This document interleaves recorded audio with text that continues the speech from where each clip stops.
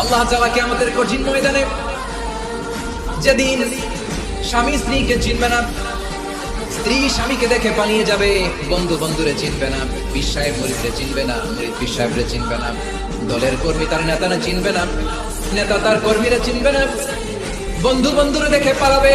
কঠিন মুহূর্তে সূর্যটা মাথার কাছে চলে আসবে, জমিনটা তামার জমিন হবে, আজকের জমিনের মতো নয়।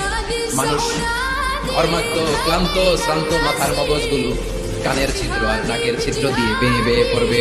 বিশ্বনবী ফরমান, কিয়ামতের ওই কঠিন ময়দানে 7 শ্রেণীর ব্যক্তিকে রব্বুল আলামিন তার আরশের নিচে ছায়া দিবেন। তার মধ্যে প্রথম শ্রেণীর ব্যক্তি হলো ইমামুন আদিল, যে ইনসাফের সাথে বিচার করে, যে জাস্টিস সমাজে সার্ভ করে, যে সুশাসন নিশ্চিত করে, ওই ইমামুন আদিল। আদিল শব্দটা বলছেন না, ইন্নাল্লাহা ইয়া'মুরু বিল আদল, পাইছেন? আদিল। 7 শ্রেণীর ব্যক্তিকে আল্লাহ তাআলা সুশীতল আরশের নিচে ছায়া দিবেন, যেদিন তার দেয়া ছায়া ছাড়া কোনো ছায়া থাকবে না। এর প্রথম হচ্ছে ইমামুন আদিল, ন্যায়পরায়ণ শাসক। চিল্লায় বলেন সুবহানাল্লাহ। আবার বিশ্বনবী বললেন, ইন্নাল মুকসিতিনা ইনদাল্লাহি আলা মানাবিরা মিন নূর আন ইয়ামিনির রহমান। কিয়ামতের দিন যারা ন্যায়পরায়ণ হিসেবে আল্লাহর সামনে দাঁড়াবে, কিয়ামতের দিন রব্বুল আলামিন তার আরশের ডান দিকে ওই ন্যায়পরায়ণ লোকদের জন্য আরশের ডান দিকে একটা নূরের মিম্বারে তাদেরকে বসার। আল্লাহ তাআলা কিয়ামতের কঠিন ময়দানে যেদিন স্বামী স্ত্রীকে চিনবে না, স্ত্রী স্বামীকে দেখে পালিয়ে যাবে, বন্ধু বন্ধুরে চিনবে না, পীর সাহেব মুরিদরে চিনবে না, মুরিদ পীর সাহেবরে চিনবে না, দলের কর্মী তার নেতারা চিনবে না, নেতা তার কর্মীরা চিনবে না, বন্ধু বন্ধুরে দেখে পালাবে।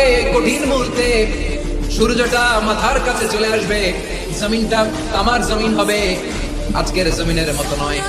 মানুষ ঘর্মাক্ত, ক্লান্ত, শ্রান্ত মাথার মগজগুলো কানের ছিদ্র আর নাকের ছিদ্র দিয়ে বেয়ে বেয়ে পড়বে।